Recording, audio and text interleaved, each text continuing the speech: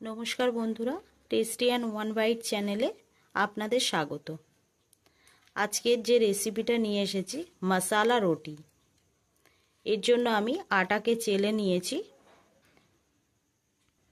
300 গ্রাম আটা আমি নিয়েছি। এর মধ্যে আমি অ্যাড করে দিচ্ছি হিং, হাফ চা চামচেরও কম আছে। নিয়ে নিচ্ছি হাফ চা চামচ জোয়ান। আমি 1 চা চামচ মতো কসুরি মেথি নিয়েছি। এটাকে আমি হাত দিয়ে ভালো করে গুঁড়িয়ে নিলাম। নিয়ে নিচ্ছি হাফ চা চামচ মতো ঝাল লঙ্কার গুঁড়ো। দিয়ে দিচ্ছি 1 চা চামচ ঘি।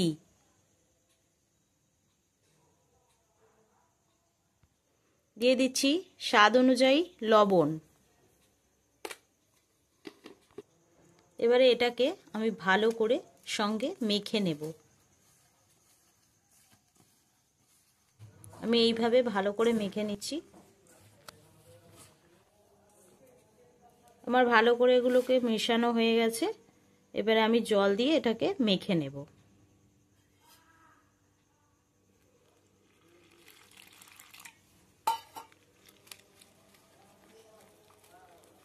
আমি কিন্তু অল্প অল্প জল দিয়ে মাখবো, যাতে না লাম্পস মতো থেকে যায়, তাহলে কিন্তু খেতে ভালো লাগবে না।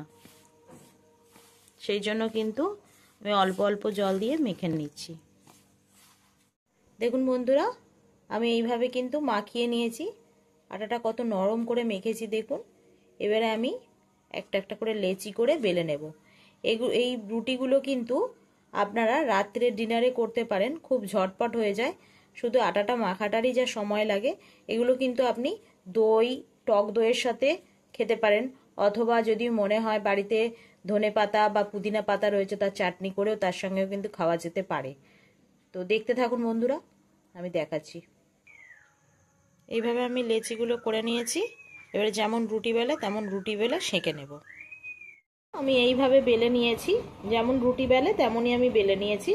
এবারে এগুলোকে রুটির মতো করেই আমি সেঁকে নেব। দেখুন বন্ধুরা, আমি চাটুটাকে বসিয়ে দিয়েছি, চাটু গরম হয়ে গেছে। এবারে আমি রুটিটা দিয়ে দেব। যেমন নর্মালি রুটি বেলে ওরকমই কিন্তু বেলেছি আমি। এইভাবে সেঁকে নেব। এবারে এইভাবে সেঁকে নিয়েছি চেপে চেপে। আমার রুটিগুলো সেঁকা রেডি হয়ে গেছে। এবারে আমি আর বাদ বাকি যেগুলো রয়েছে সেগুলো সেঁকে নিয়ে আপনাদেরকে দেখাই। দেখুন বন্ধুরা, আমার মশালা রুটি আর হচ্ছে দই। আমি এই দইয়ের মধ্যে 250 দই নিয়েছিলাম।